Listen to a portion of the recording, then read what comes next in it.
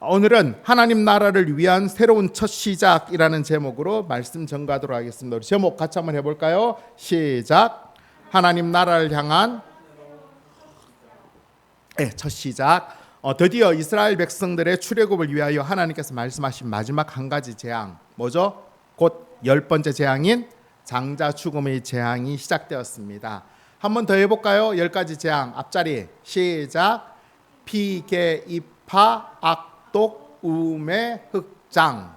흑장이죠, 그죠? 피개, 이파, 악독, 우매, 흑장. 하나님께서는 장자의 죽음에 대하여서 구체적으로 말씀하시기 전에 굉장히 중요한 한 말씀을 하시는데, 오늘 본문 2절입니다. 2절. 우리 2절 같이 읽어볼까요? 시작. 이 달을 너희에게 달의 시작 곧 해의 첫 달이 되게 하고. 아멘. 무슨 말씀이냐면 하나님께서 이스라엘 백성들이 출애굽하는 그 달을 그 해의 첫 달 곧 1월 달이 되게 하라고 말씀하고 있습니다. 이 말이 무슨 말이냐면, 쉽게 예를 들면 학자들이 이 출애굽할 때를 보니까 애굽의 절기를 비출 때 3월 중순에서 4월 초순 사이의 시기라고 이야기를 해요. 근데 하나님께서는 그 3월 달을 어떻게 이야기하라는 거예요? 지금부터 그 3월 달을 1월 달로 하라는 거예요. 그러니까 이스라엘 백성들의 새로운 달력, 새로운 시간표대로 살으라라고 말하는 것입니다. 3월이 아니라 3월을 1월이라고 새롭게 하여 그 기준에 맞추어서 생활하라라고 말씀하고 있습니다. 지금까지 이스라엘 백성들은 어떤 달력을 사용해 왔죠? 애굽의 달력을 사용해 왔습니다. 그런데 하나님께서는 출애굽의 기점에서 이제 새로운 달력을 사용하라고 말씀하시는데, 아니 잘 사용하고 있던 애굽의 달력을 왜 없고 새로운 달력을 하라고 하셨을까? 달력 살려면 돈도 많이 드는데, 그죠? 하나님께서 왜 그러셨을까요?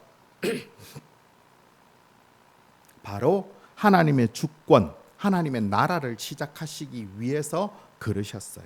무슨 말이냐면, 중요한 말인데, 이스라엘 백성들이 계속해서 애굽의 달력을 사용한다면 이스라엘 백성들의 삶은 어떨까요?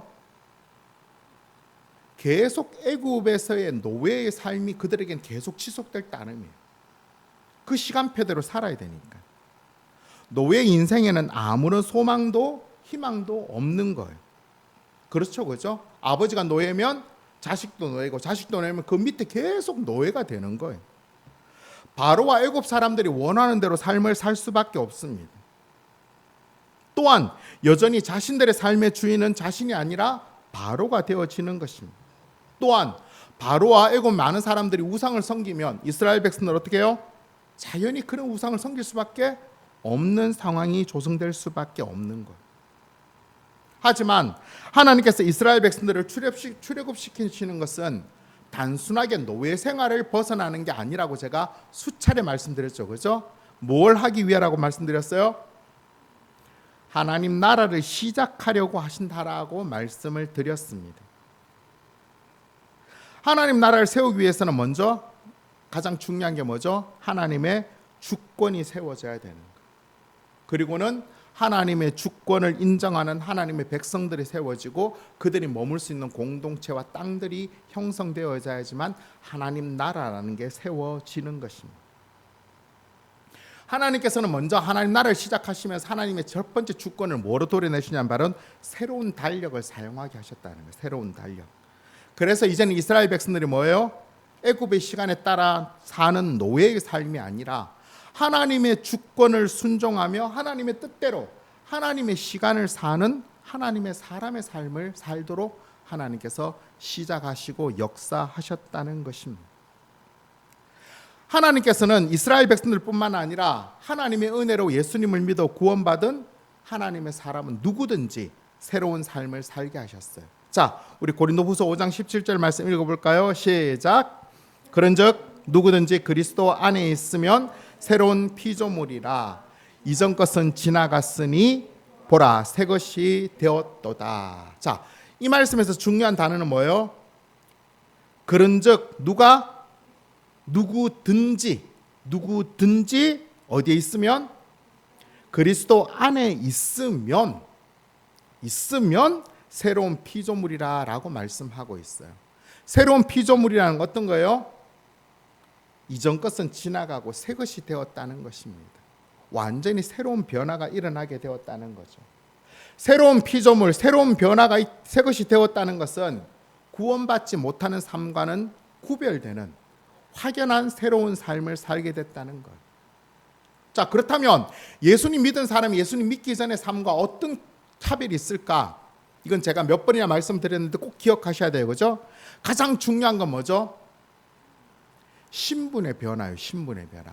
예수님 믿기 전에는 어떤 신분이었죠? 사탄의 자녀였어요. 그 다음에 예수님 믿고 난 다음에는 하나님의 자녀가 됐죠. 그죠? 당연히 사탄의 자녀이기 때문에 누구의 종이에요?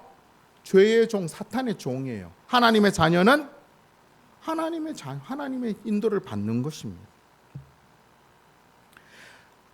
예수님 믿기 전에 사탄이 지배하는 이 세상의 것들을 따르는 삶을 살았다면 이제는 하나님의 자녀로 성령의 인도를 받는 삶을 살게 되었다는 것입니다.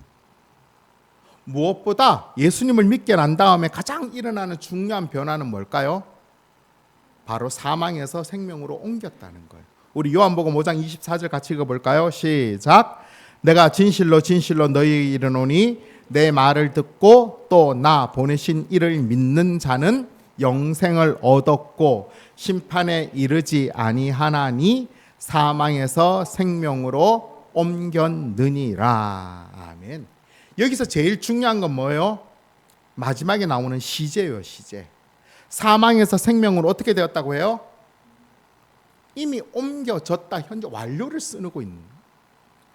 옮겨질 것이 아니라 옮겨졌다라고 말씀하고 있는 것입니다. 하나님께서는 하나님의 은혜로 예수님을 믿어 예수님을 주로 고백한 사람들에게는 생명의 새로운 삶을 시작할 수 있는 길을 스타트해 주셨다는 거예요. 스타트해 주셨다는 것입니다. 따라서 어떻게 해요? 이제는 세상에 질질 끌려다니는 인생이 아니라 세상의 돈과 권력과 죽음의 위협 앞에 주눅들고 좌절되는 인생이 아니라는 것입니다. 이제는 전지전능하신 하나님께 삶의 주인이 되시고 모든 것의 주인이 내 아버지니까 어때요? 어쩌면 나는 아무것도 없어도 모든 것을 가진 자처럼 세상에서 가장 약하지만 세상에서 가장 강한 자처럼 당당하게 살아갈 수 있는 새로운 삶의 길이 열렸다는 것입니다. 열렸다는 거죠. 너무 단순한 비유를 예를 들어 제가 많이 했죠. 그죠? 고아원에 있는 아이. 고아원에 있을 때는 어때요? 원장님의 인도를 따르고 원장님이 하라는 대로 그냥 거기에 딸려 있을 따름이에요. 근데 그 아이가 세상에서 가장 큰 부자의 아들로 입양이 되어졌어요. 어때요? 그의 삶이? 이제는 새로운 시간표를 쓰는 거예요. 옛날에 고아원에 그 부모가 없는 아이의 삶이 아니라 이제는 세상에서 가장 강한 자의 아들로서 살아가는 거. 그 아이는 아무것도 없어도 그 아이는 배운 게 없어 가장 약해도 세상에서 모든 것을 가진 자처럼 가장 강한 자처럼 살아갈 수 있는 것입니다. 오늘 지금 저와 여러분의 삶이 바로 이런 삶입니다. 우리가 예수님을 하나님을 진정 세상의 참신이시며 전지전능하신 하나님임을 분명히 믿는다면 그 하나님이 내 아버지임을 믿는다면 우리가 바로 그런 자인 것입니다. 따라서 우리가 매일매일 아니면 주어진 이번 한 주간의 삶을 살 때도 어떻게 살아야 돼요? 나는 그런 자의 삶을 사는 거야. 나는 그런 새로운 삶을 나는 지금 누리고 있는 거야 라고 우리가 계속해서 생각해요. 그러면서 그 삶에 대해서 기뻐하며 감격하는 삶을 사는 것입니다. 그게 놀라운 거죠. 그렇죠? 고아원에 있던 아이가 세상에 가장 큰 아버지의 자녀로 입양이 됐는데 뭐야 나는 돈도 없고 아무것도 없어 맨날 방에 처박혀 있고 옛날처럼 질질 끌려다니고 그건 아니죠. 그렇죠? 정말로 그 아버지의 아들답게 당당하게 살아가는 것입니다. 이번 한 주간 우리들의 삶이 그런 삶을 살아가는 그런 저와 여러분 되시기를 간절히 바랍니다. 아멘. 자, 새로운 달력을 시작하게 하신 하나님께서는 구체적으로 마지막 재앙, 곧 장자의 죽음 재앙을 피할 수 있는 방법을 먼저 말씀해 주셨어요. 자, 10번째 재앙인 장자의 죽음 재앙을 피할 수 있는 하나님의 방법은 뭐죠? 하나님 방법은 뭐예요? 그게 바로 유월절이에요. 유월절. 누가 그런 이야기를 하죠. 6월절 할 때 이 6월이 뭔지 알아요? 예, 6월절 할 때 6월을 누가 6월로 알고 있더라고. 6월로. 예, 6월이 아니라 6월이라는 말은 넘어갈 유 넘어갈 월 해서 넘어간다라는 의미예요. 넘어간다는 말. 영어로는 패스오버 넘어간다는 말이에요. 히브리어로는 페사흐라고 이야기하고 헬라어로는 파스카라고 사용되어져 있어요. 이게 6월절이라는 말입니다. 6월절의 뜻은 뭐라고요? 넘어간다라는 말입니다. 그렇다면 어떻게 이 6월절에 장자의 죽음의 재앙이 이스라엘 백성들을 넘어갈까? 하나님께서 구체적으로 말씀하십니다. 오늘 본문 3절부터 10절까지 우리 같이 읽어볼까요? 시작. 너희는 이스라엘 온 회중에게 말하여 이르라. 이달 열흘에 너희 각자가 어린 양을 취할지니 각 가족대로 그 식구를 위하여 어린 양을 취하되 그 어린 양이 대하여 식구가 너무 적으면 그 집의 이웃과 함께 사람 수를 따라서 하나를 취하여 각 사람이 먹을 수 있는 분량을 따라서 너희 어린 양을 계산할 것이며 너희 어린 양은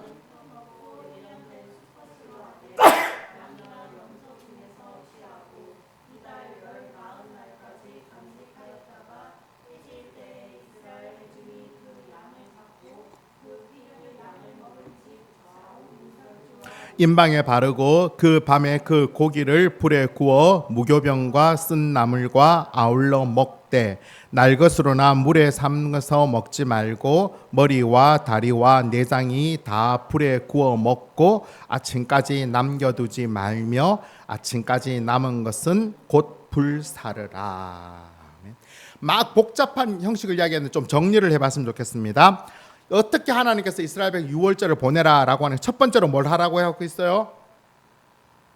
그달 곧 출애굽이 있던 그달 10일에 어린 양 한 마리를 취하라고. 여기 취하라는 건 죽이라는 게 아니라 일단 잡아 놓으라, 준비해 놓으라는 것입니다. 근데 그 양은 어떤 양이에요? 본문 5절에 보면 흠없고 1년 되고 수컷인 양을 준비하라라고 말씀하고 있어요. 그런데 보면 아까 3절에 보면 양으로 준비하라고 했는데 5절에는 뭘 준비하라고 있어요? 양이나 염소를 준비하라고 이야기를 하고 있어요. 어떤 차이일까요? 예, 아주 쉽게 생각해 보면 됩니다. 양이 비쌀까요? 염소가 비쌀까요? 예, 양이 훨씬 비싸요. 그래서 왜 염소를 이야기하셨냐 하면 가정 형편이 어려운 양을 살 수 없는 상황이 된다면 굳이 양 아니어도 되니까 염소를 해서 사용해야 된다라고 말씀하셨어요. 그렇게 양이나 염소를 준비한 다음 자, 몇 마리를 준비하라고 이야기하고 있나요? 예, 특별히 마리수는 안 정해져 있는데 가족 수에 따라 정하라고 했는데 그 가족이 그 양 한 마리를 어떻게 언제 먹어야 돼요? 한 끼에 먹어 치워야 되는 거예요. 그날 저녁에. 자, 양 한 마리를 한 끼에 먹을 수 있는 사람 몇 명쯤 될까요? 예, 뭐 모르겠어요. 사람이 저같이 많이 먹는 사람 있으면 많이 먹을 거고 적게 먹는 적게일 텐데 뭐 학자들 따라서 어떤 좀 적은 데는 10명이라고 이야기하는 데도 있고 아니면 보통 평균 6명 정도라고 이야기하는 데도 있더라고요. 어쨌든 그 정도 6명이나 10명 정도의 규모로 맞게끔 양 한 마리를 잡으라라고 이야기하고 있어요. 또 한 가지 팁을 말씀하시는데 뭐예요? 예를 들면 한 집에 가족이 한 3명밖에 없어요. 그럴 때는 어떻게 하라고요? 다른 집 이웃집 막 구성해서 남거나 새로운 사람에서 한 팀을 만들어서 양 한 마리를 잡으라라고 준비하고 있습니다. 그렇게 해서 10일에 준비한 양을 14일까지 잘 간직했다가 14일 저녁 해질 때에 그 양을 잡으라라고 말하고 있습니다. 양을 잡을 때 나온 피는 그냥 버리지 말고 그 피를 가지고 어떻게 하라고요? 집 좌우 문설주와 임방. 자, 문설주와 임방이 어딜까요? 저 문을 기준으로 하자면 옆에가 문설주, 위에가 임방. 그러니까 피를 가지고 이렇게 문을 쫙 전체적으로 바르라고 말씀하고 있는 것입니다. 그 다음에 어떻게 해요? 그 양 고기를 먹는데 절대로 날 것이나 아니면 물에 삶지 말고 뭐 샤브샤브나 육회나 이렇게 먹지 말고 어떻게 하라는 거예요? 머리와 다리, 내장을 모두 불살라서 태워서 먹으라라고 말하고 있어요. 뭐와 뭐와 곁들이라고요? 무교병과 쓴나물과 함께 먹으라라고 말하고 있어요. 그리고 굉장히 중요한 규칙을 말하죠. 뭐죠? 절대로 아침까지 남겨두지는 마라. 혹시라도 아침까지 남겨둔 게 있으면 아침에 어떻게 하라? 다 불태워 버리라라고 말하고 있습니다. 오케이, 이렇게 이제 먹으면 되는데 여기서 한 가지 더 중요한 말씀을 하실 때는 양과 무교병과 썬나물을 먹을 때 어떤 자세로 먹어야 될까? 보통 편안하게 먹을 수 있는데 오늘은 그 자세까지도 말씀하고 있어요. 본문 11절 우리 같이 읽어볼까요? 시작. 너희는 그것을 이렇게 먹을지니 허리에 띠를 띠고 발에 신을 신고 손에 지팡이를 잡고 급히 먹어라. 이것이 여호와의 유월절이니라. 우리 한번 상을 해봐요. 뭐 정확한 건 아닌데 우리 보통 이스라엘 백성들은 식사를 어떻게 해요? 식탁이 이스라엘 집 식사에 식탁이 있는 걸 보신 적 있나요? 보통 이렇게 기대어서 땅바닥에서 먹는 거예요, 그죠? 근데 지금 어떻게 해요? 허리띠 띠고 신발 신고 그리고 먹으라는 거예요. 굉장히 불편하죠, 그죠? 그러면서도 어떻게 해요? 급히 먹어라라고 말씀하고 있어요. 어떤 의미인지 알 수 없지만 일단은 이것이 하나님께서 말씀하신 유월절이고 이 유월절을 통하여 장자의 죽음 재앙이 넘어간다라고 말씀하고 있습니다. 하나님 말씀하신 유월절의 절차는 굉장히 복잡할 뿐만 아니라 과정 하나하나 자체가 의미가 다 있는데 앞으로 계속 반복이 될 거니까 그때 하나씩 살펴보도록 하고 오늘 살펴볼 중요한 것은 하나님께서 양을 언제 취하라고 이야기하고 있어요? 아니 언제 준비하라고? 그렇죠? 그달 10일에 양을 준비하라고 했고 양을 언제 죽이라고 이야기해요? 14일에 죽이라고 해요. 왜 10일에 잡아서 14일까지 보관하게 하셨을까 하는 것입니다. 자, 이 질문을 우리가 이해 답을 찾기 위해서 좀 상상력이 필요해요. 자, 우리 한번 생각해 봅시다. 모세가 지금 쫙 이야기하죠, 그죠? 그래서 사람들이 나가서 양을 한 마리를 잡아왔어요. 근데 이 양이 중요해, 안 중요해요? 중요하죠, 그죠? 모세의 말에 의하면 뭐예요? 이 양 때문에 너희들이 안 죽고 산다는 거예요. 그러면 양을 저 바깥 귀퉁이에 처박아 놓을까요? 집 가운데로 모아 놓을까요? 집 안에서 되게 깎다. 왜냐하면 흠도 없어야 돼요. 비싸기 때문에 잘 가시겠죠, 그죠? 자, 그 양을 집 안에 놔두고 4일 동안 모든 가족들이 봐요. 어떤 생각이 들까요? 어떤 생각이 들까요? 아마 첫 번째로 드는 생각은 뭘까요? 저 양이 정말 양을 잡으면 우리가 살까? 왜 그런 생각을 할까요? 지금까지 하나님께서는 9가지 재앙을 통하여서 말씀대로 다 됐어요. 그렇죠, 그죠? 메뚜기 오고 우박 내리고 흑암 있고 하는 걸 직접 이스라엘 백성들이 경험했어요. 그러니까 반드시 하나님 말씀대로 이루어지는 거예요. 그러니까 장자의 죽음도 온다는 거예요, 확실하게. 그런데 그 방법이 뭐라고요? 저 양을 죽이면 된대요. 그 양을 보면서 정말 그런 생각이 들까요? 야, 저기 정말로 저거 죽으면 해결될까? 계속 의구심이 들겠죠, 그죠? 또 어떤 생각이 들까요? 아니, 저 양을 꼭 잡아야 돼? 아니, 양도 되고 염소도 된다고 했는데 그럼 어떻게 할까? 그냥 양 바꿔서 염소로 대체하면 안 될까? 형편이 어려운 사람은 그렇게 생각할 수 있을까 없을까요? 있을 수 있죠, 그죠?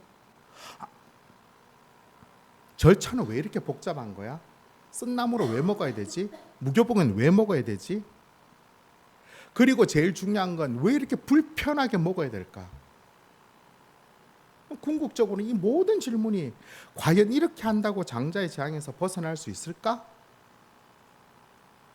그 양을 보면서 4일 동안 이런 생각을 계속 했을 거예요. 밥 먹으면서도 이야기하고 했겠죠, 그죠? 이런 상황에서 이스라엘 백성들이 취할 행동은 두 가지예요. 첫 번째는 뭐예요?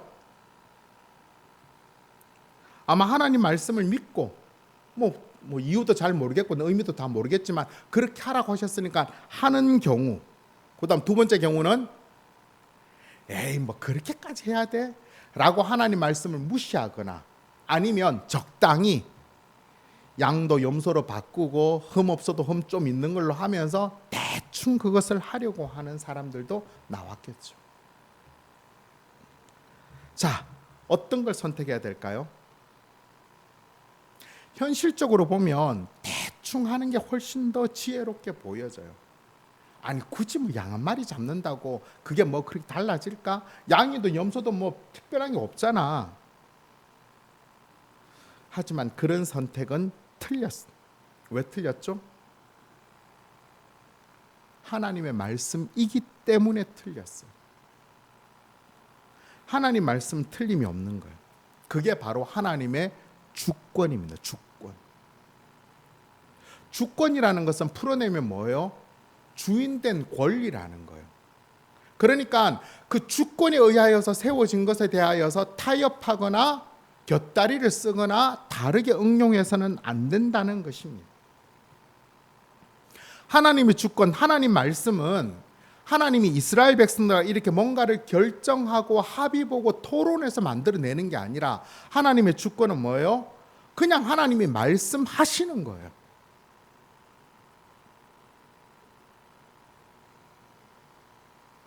왜냐하면 그 하나님 말씀이 완전 무음하니까. 그게 가장 탁월한 거예요. 자, 예를 들면 우리 어린아이들 같은 경우 있죠, 그죠? 어린아이들 군것질 좋아해요, 안 해요? 군것질 좋아하고 뭐 이래 달고나 이런 거 좋아하죠, 그죠? 이 아이가 달고나를 먹으면 앞으로 건강이 되게 나빠져요. 그러면 엄마로서 아이에게 뭐라고 얘기해요? 달고나를 먹지 마라고 하죠, 그죠? 근데 달고나를 먹지 마라고 해야 되는데 그 엄마가 그 아이와 더불어서 막 토론을 해요. 아이의 마음 바꾸려고 해요. 아이의 마음이 바꿔져요, 안 바꿔져요? 절대로 안 바꿔져요. 분명하게 주권을 드러내는 것에 대해서는 더 이상 아무런 의미가 없어지는 것입니다. 하나님께서는 이스라엘 백성들로 하여금 이 유월절을 통하여서 하나님의 분명한 기준을 말씀해 주신 것입니다. 그러니까 이 4일이라는 기간은 어떤 기간이에요? 이스라엘 백성들이 그 4일이라는 기간 동안 어떻게 해야 돼요? 하나님 말씀이기 때문에 우리가 믿자라고 하는 것과 하나님 말씀이지만 굳이 그렇게 해야 될까 하는 자들이 서로 이렇게 나뉘어지는 기간이라는 거예요. 그래서 어떤 하나님 말씀을 선택하고 따라야 되는지에 대하여서 결정되어진 시간이 4일이라는 것입니다. 하나님은 그걸 보기를 원하셨던 거예요. 왜 보기를 원하셨냐 하면, 자, 예를 들어 보면 지금까지 9가지 재앙 중에서 이스라엘 백성들이 사는 고센 땅과 애굽 땅이 나누어진 게 몇 번째부터인가요? 기억 잘 안 나죠, 그죠? 네 번째 재앙이 뭐죠? 피게이 파리부터 나누어지기 시작을 했어요. 애굽 사람들의 지역에는 파리가 가득했는데 이스라엘 백성 사는 지역에는 파리가 없어요. 자, 이스라엘 백성들이 사는 지역에 파리가 없게 하기 위해서 이스라엘 백성들이 뭔가 특별한 일을 했나요? 아무것도 안 했어요, 그죠? 단지 한 게 있다면 뭐죠? 하나님께서 정하신 그 땅 안에 있었던 것밖에 없어요, 그죠? 그거 외에는 아무것도. 그러니까 그 지역에 모여 사는 것만으로 그 재앙에서 벗어났어요. 하지만 이스라엘 백성들 출애굽하여 하나님께서 약속하신 가나안 땅에 이루어질 하나님의 나라는 단지 그 땅에 같이 있다고, 혈연이라고 되어지는 게 아니라는 거예요. 어떻게 해야지 재앙에 벗어난다고요? 하나님 말씀대로 내가 선택해야 되는 거예요. 결정해야 된다는 것입니다. 그것을 이스라엘 백성들이 그것을 배우도록 하나님께서 말씀하시는 거예요. 너희들의 생각이 안 중요해. 너희들의 방법이 안 중요해. 내가 원하는 기준과 거기에 따라야지만 너희들이 구원을 받을 수 있어라고 말씀하시는 것입니다. 그 첫 번째 기준이 바로 유월절 절기를 말씀대로 온전히 순종하느냐 순종하지 않느냐를 결정짓는 것입니다. 만약에 이 4일이라는 기간이 없었으면 어땠을까요? 하나님이 야 너희들 가서 14일 날 오전에 가서 양 한 마리 잡아와서 그날 저녁에 양을 잡아. 이게 쉬웠겠어요? 10일 날 잡아서 14일에 잡으라고 했더니 이게 쉬울까요? 사실 당일이 훨씬 쉬워요. 왜? 그냥 눈 딱 감고 한번 하면 되는 거니까. 하지만 4일이라는 시간 동안 정말로 많은 영적인 전쟁들이 벌어지면 수많은 결정과 선택이 반복되어졌을 것입니다. 그 모든 유혹들을 이겨내고 하나님 말씀대로 순종하는 자만이 어떻게 해요? 장자의 죽음에서 벗어나서 하나님 나라의 백성으로 출애굽을 할 수 있었던 것입니다. 더군다나 이 4일이라는 시간이 정말 힘들고 어려웠던 이유 중에 하나는 뭐냐? 이 4일이라는 기간 동안 이스라엘 백성들 집에 아무 일도 안 일어났다는 거예요.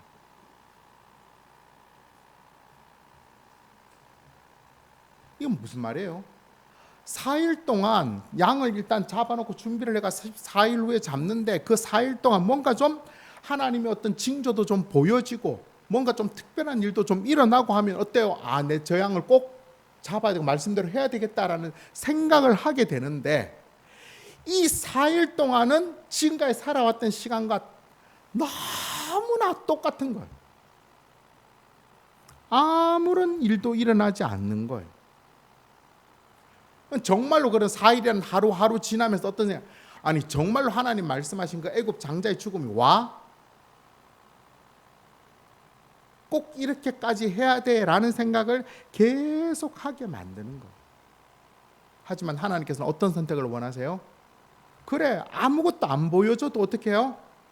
하나님이 그렇게 하라고 하셨으니까 해야지라고 하는 쪽으로 우리의 마음이 선택되기를 원하십니다. 오늘날 예수 믿는 자들도 마찬가지예요. 예수님을 내 삶의 주인으로 마음으로 믿고 입으로 시인하여 우리는 구원을 받습니다. 구원을 받은 이후에 우리가 당장 죽어서 천국 갑니까 안 갑니까? 천국 안 가죠, 그죠? 죽어서 천국 안 가요. 이 땅에서 대신 그 하나님 주신 사명을 다 감당하면 천국에 가는 거예요. 근데 중요한 건 뭐예요? 내가 예수님을 믿는다고 고백해서 구원을 받았어요. 그러면 그 다음 날 내 삶에 뭔가 변화가 있어요, 없어요? 내가 예수님을 믿는다고 고백하기 전날은 내가 죽으면 당장 죽으면 어떻게 해요? 지옥 가는 거예요. 근데 내가 예수 믿는다고 고백하고 난 다음 날 나는 지금부터 이제 내가 죽으면 천국 가는 거예요. 그런데 그 전날하고 그 다음 날하고 내 삶에 어떤 차이가 있어요, 없어요? 아무것도 없어요. 아무것도.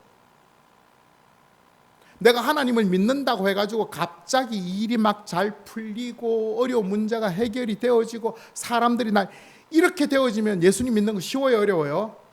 굉장히 쉬워요. 그 말씀대로 그대로 그냥 순종하며 따라갈 수 있어요. 그런데 아무런 변화가 없는 거야. 아무런 변화가. 더 우리의 마음을 흔들리게 하는 건 뭐예요? 삶이 자꾸 꼬인다는 거예요. 힘들어진다. 왜? 옛날 예수님 믿기 전에 어때요? 내 마음 생각 내 뜻대로 하면 돼요. 그냥 하고 싶은 대로. 그런데 이제 예수님 믿는다고 했으니까 내 마음대로 하지도 못하고 세상으로 따를 수도 없고 그 사이에서 더 갈등과 고민만 되어지는 거예요. 그러면서 어떤 생각이 들어요?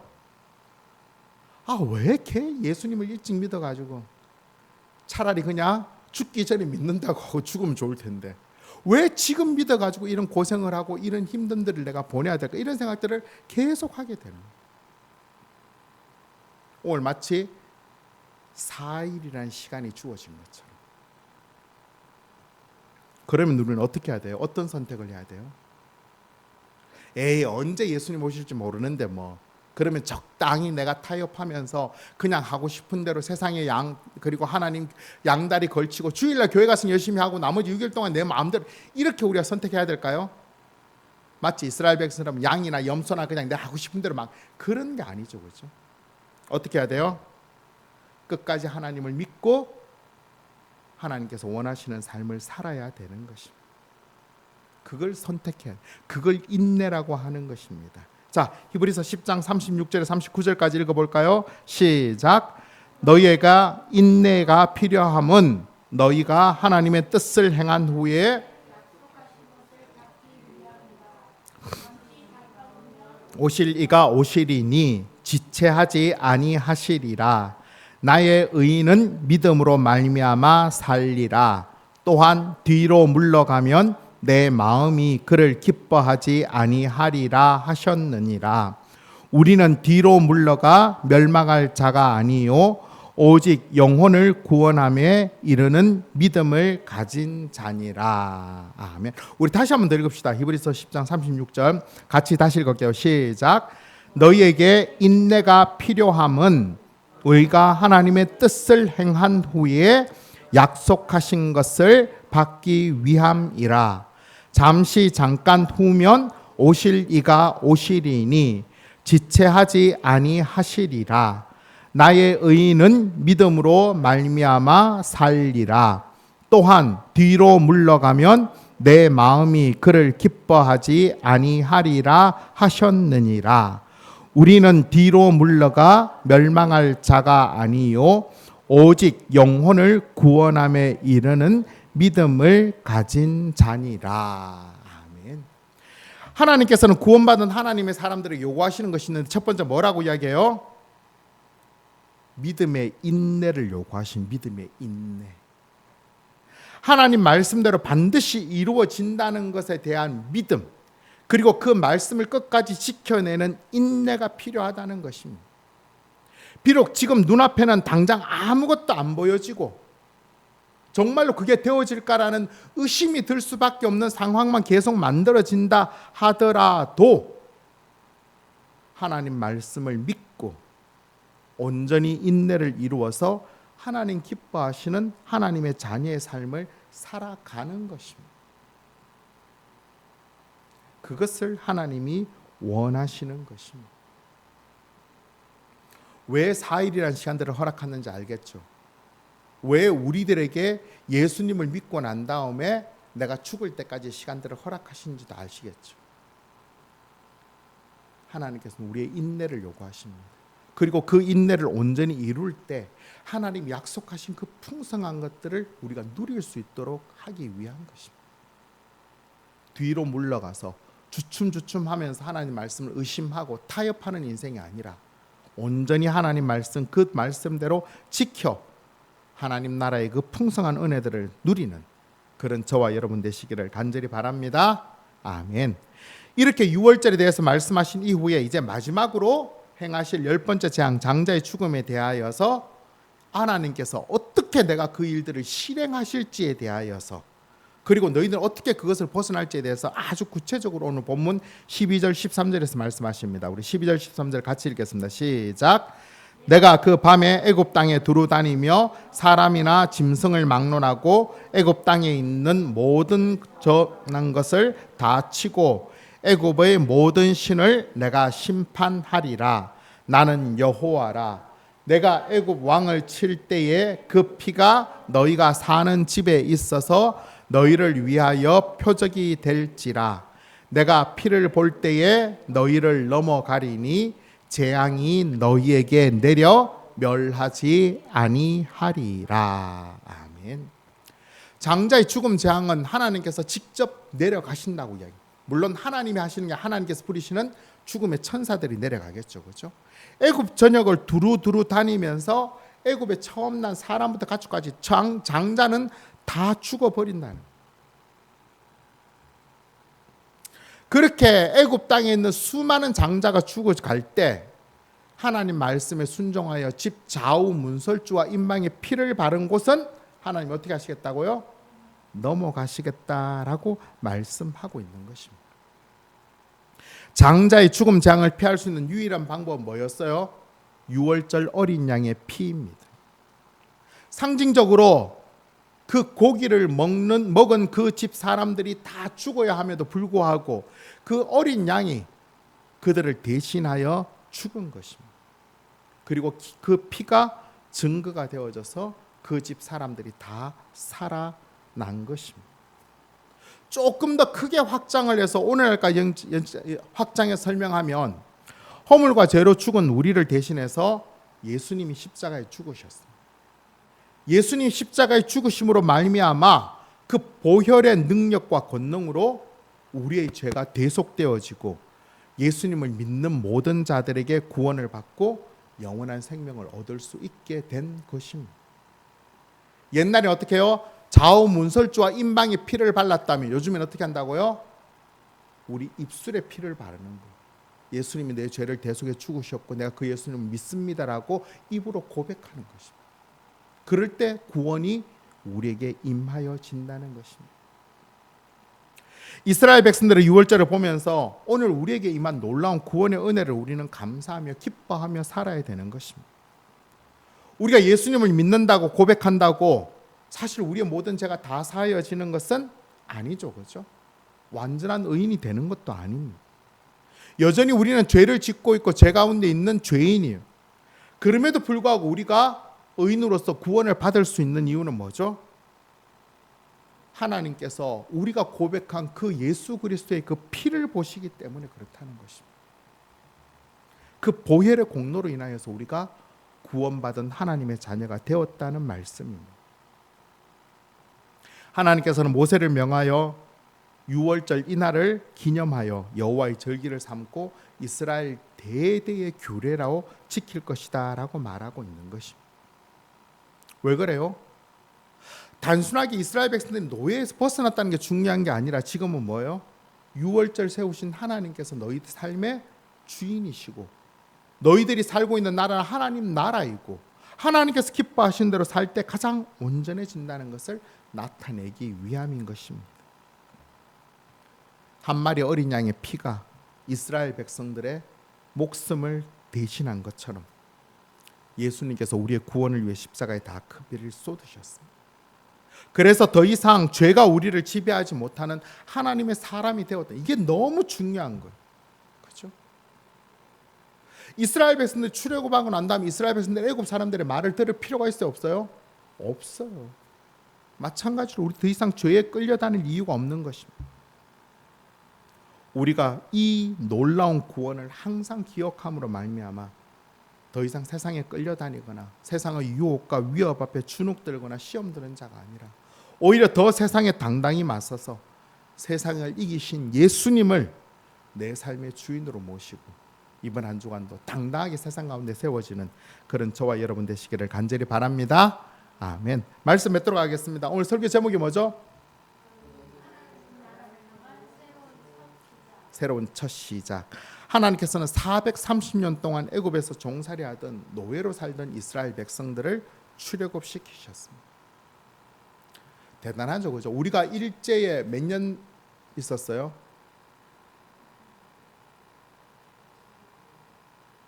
우리가 보통 1905년 을사조약이나 아니면 그때를 기점으로 한다고 보면 해방이 45년이니까 약 40년 정도 있었죠, 그죠?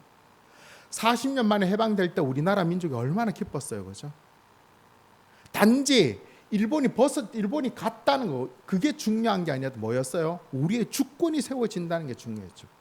그런데 이스라엘 백성은 어떻게 해요? 430년. 그것도 처음엔 노예로 들어온 삶도 아니었어요. 430년 이 애굽을 출애굽하면서 하나님께서 이스라엘 백성들에게 너희가 지금 나오는 게 단순하게 그냥 노예를 벗어나는 삶이 아니라 하나님께서 너희들을 통해 이루고자 하시는 하나님 나라를 시작하시겠다라고 말씀하십니다. 그 하나님 나라를 향한 첫 출발, 첫 시작을 하나님께서 유월절로 시작하시겠다는 것입니다. 유월절은 하나님께서 애굽에 내리신 장자의 죽음의 재앙을 피할 수 있는 구원의 길이에요. 어떻게 구원하시는 거예요? 대속이에요. 대속. 대신해서 속죄하는 거예요. 누가? 어린 양의 피가. 하나님 말씀을 듣고 믿고 순종하여 1년 되고 흠없는 수컷 양을 잡아 그 피를 좌우 문설주와 임망에 바를 때 죽음이 그 피를 넘어가는 것입니다. 하나님께서 동일하게 예수 그리스도를 십자가에 흘리신 그 보혈을 믿고 고백하는 자들에게 그 입술의 고백을 통해서 그 보혈의 권능을 보시고 구원을 허락하신 것입니다. 그 사람이 지금까지 어떻게 살아왔고 그 사람이 얼마나 지식이 있고 얼마나 이건 하나도 안 중요해요. 오직 예수님의 말씀대로 예수님을 나의 삶의 주인으로 고백하느냐 고백하지 않느냐만 중요한 거예요. 그 죽음의 천사가 그 집을 넘어갈 때 피를 본 거예요. 그 집이 얼마나 잘 사는지, 거기 양고기 먹은 사람이 얼마나 착한지 이런 걸 봤나? 하나도 안 봤어요. 오직 그 피만 보여진 것입니다. 하나님께서는 유월절을 시작으로 오직 하나님 말씀을 믿고 순종하며 끝까지 인내하는 자들로 하나님의 나라의 백성으로 삼으셨습니다. 그러면서 그들로 하여금 새로운 시간을 주셨던, 죄와 악으로 왜곡된 세상에 끌려다니는 인생이 아니라 영원한 생명을 주시며 이 세상의 참 주인이신 하나님의 뜻과 계획 안에 살아가는 새로운 삶, 새로운 시간표, 새로운 인생을 시작하게 되셨다는 것입니다. 이제 그 시간에 그 새로움의 주인공이 바로 우리 자신들입니다. 우리 성도님들 고백해 봅시다. 예수님이 십자가에서 내 죄를 대속하셨음을 믿습니까? 이것을 믿는다면 이제 우리 그리스도 안에서 우리는 새로운 피조물이 되었습니다. 이제는 이 세상과 다른 시간, 곧 하나님의 시간을 우리는 살아가고 있는 것입니다. 비록 세상 가운데 살지만 세상의 시간표대로 움직이는 인생이 아니라 하나님이 원하시는 하나님의 시간표대로 살아가는 인생이 되는 거예요. 세상의 시간표대로 계속 끌려가면 어떻게 될까요? 그 종착점은 멸망이고 죽음이에요. 하지만 하나님의 시간표대로 살아가면 영원한 구원과 영원한 생명인 것입니다. 세상의 흐름과 세상의 시간표대로 살아가지만 그 세상이 끌려다니는 인생이 아니라 그 속에서 하나님 원하시는 시간표대로 우리가 살아가야 한다는 것입니다. 이게 우리들의 숙제예요. 이제 하루아침에 그 시간표가 만들어지고 그 생활이 만들어질까요? 그렇지 않아요. 인내가 필요한 것입니다. 견디어내어야 되고 믿음으로써 유혹을 이겨내며 시험을 참아야 되는 것입니다. 비록 죄로 왜곡된 세상 가운데 살지만 하나님의 시간표, 하나님께서 이루신 그 하나님 나라의 첫 출발, 그 은혜 안에서 영원한 기쁨과 평안과 승리를 넉넉히 누리며 살아갈 수 있도록 하나님만을 온전히 바라보는 그런 저와 여러분 되시기를 예수님의 이름으로 축원합니다. 아멘. 오늘 말씀을 부르며 생각하기를 원하는 찬양은 우리 6월절 어린 양이